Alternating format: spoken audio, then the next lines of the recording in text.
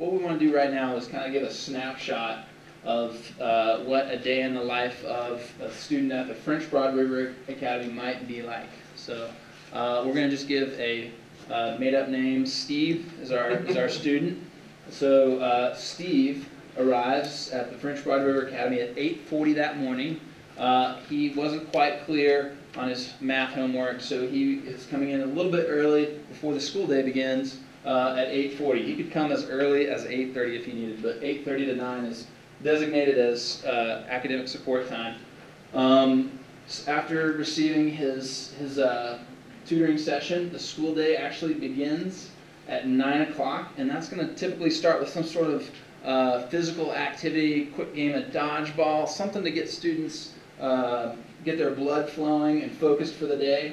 At 9:15, Steve goes to morning assembly, and that's just a moment for the school to gather and discuss whatever's going on, be it preparation for field work that day or an upcoming speaker or whatever. It's a student-led activity where we do just different things, reflect on a quote or share information, just talk about things that's going on in their individual lives. So 9:15 to 9:30, Steve has his morning assembly, and then at 9:30, Steve goes to his math lesson where they are focusing on measurement skills to complement his later in the day boat building activity. They're working on geometry, they're working on angle measurement, all these things during math lesson, and that goes from 9:30 to 10:45, which they have a break after an hour and 15 minutes of the math block, and during that break, Stevie and some friends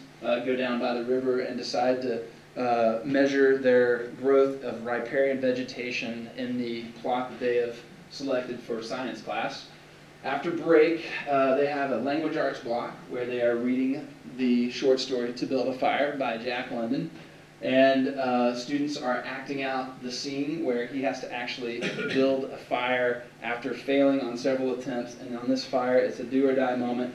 And they're obviously not setting the floor on fire, but they are practicing the skills for the fire that they will have to build on the upcoming overnight trip at the end of the month.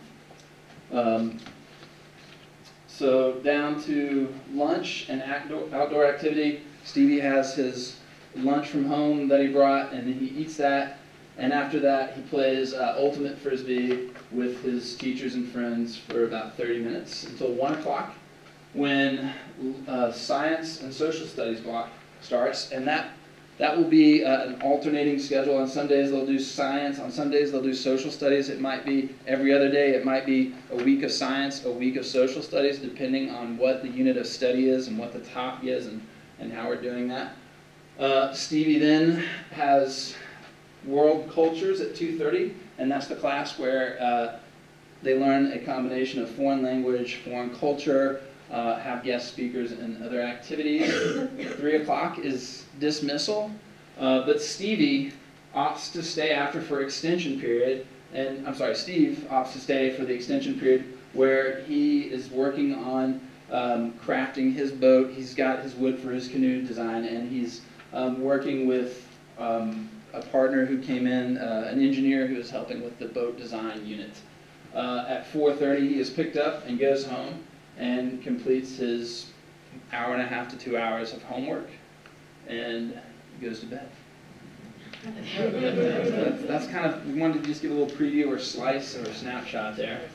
So year at a glance, tentative dates for 2009, 2010.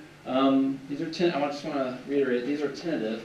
I'm going to speak about this induction in just a moment, but these are just the planned dates for what the school year would look like. Once again, this will be on the website. If you want to write it down, that's fine, but we'll post it as well. So this induction experience is a 5-day camp experience at Green Cove, which is the sister camp to Mondamin. Mondamin closes down after the summer, and we would do our experience at Green Cove.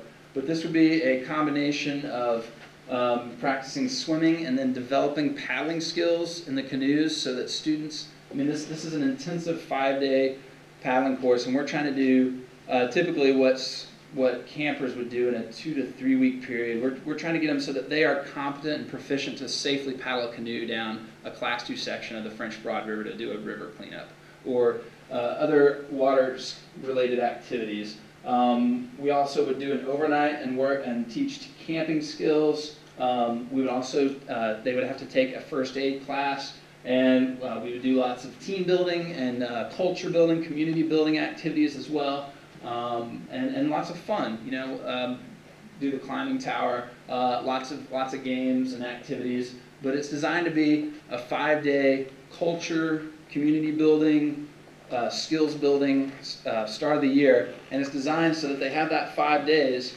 Then there's a gap between that 5-day period over the Labor Day weekend, and then they start that following Tuesday. So they have this intense 5 days, and they have a couple of days of downtime to kind of recharge, refocus, and then start that school year on Tuesday.